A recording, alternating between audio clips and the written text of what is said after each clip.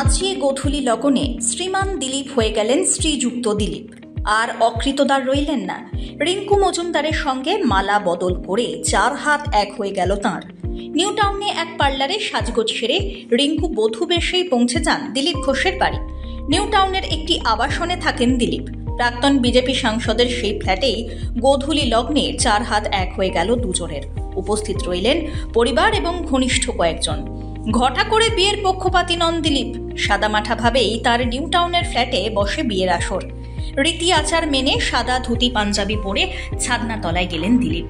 আচার মেনে তিনি কনের বাড়ি যাননি, বরং এক্ষেত্রে রিঙ্কুই কনে বেশে তাঁর বাড়িতে আসেন শুক্রবার সন্ধ্যায়।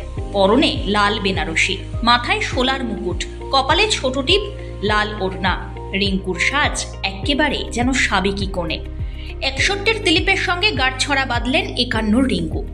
বিয়ের মেনুতে কি রইল? সূত্রের খবর, মাছে ভাতে বাঙালি মতেই পড়েছে অতিথিদের পাত।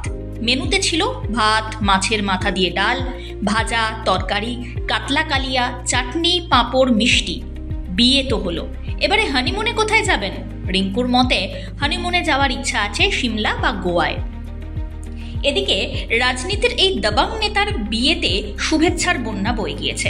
এমনকি শুভেচ্ছা জানান খোদ মুখ্যমন্ত্রী মমতা বন্দ্যোপাধ্যায়ও। এদিন মুখ্যমন্ত্রীর শুভেচ্ছা বার্তা লেখা কার্ড এবং 2টি বিশাল ফুলের তোড়া নিয়ে পুলিশের বড় কর্তারা হাজির হন দিলীপের বাড়ি।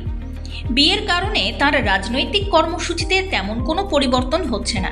প্রতিদিনের মতো শনিবার সকালেও নিউ টাউনে প্রাতঃভ্রমণে বেরোবেন। ঘটনাচক্রে শনিবার দিলীপের জন্মদিন বটে।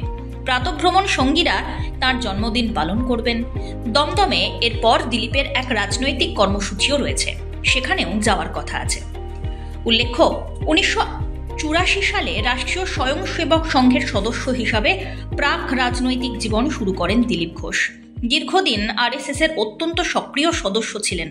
2007 সাল পর্যন্ত আন্দামানে বিজেপির সক্রিয় সদস্য হিসাবে অবদান রেখেছেন। 2016 সালে খড়গপুর সদর কেন্দ্র থেকে বিধানসভা নির্বাচনে প্রতিদ্বন্দ্বিতা করেন এবং জ্ঞান সিং সোহানপালকে পরাজিত করে বিধায়ক হন। 2019 সালে মেদিনীপুর লোকসভা কেন্দ্র থেকে জয়ী হন। প্রত্যক্ষ রাজনৈতিক জীবনে মাত্র 10 বছরের মধ্যেই জনপ্রিয়তার শিখরে পৌঁছে গিয়েছেন দিলীপ ঘোষ। তবে জড়িয়েছেন নানা বিতর্কেও। কিন্তু সবকিছুকে ঊর্ধ্বে রেখে রাজনীতির এক দোর্দণ্ড প্রতাপ নেতা হিসাবেই ধরা দিয়েছেন দিলীপ ঘোষ। তবে এবার প্রায় 60 বসন্ত পেরিয়ে অবশেষে বিয়ের ফুল ফুটেই গেল দিলীপ ঘোষের জীবনে। Bureau report, one India Bangla.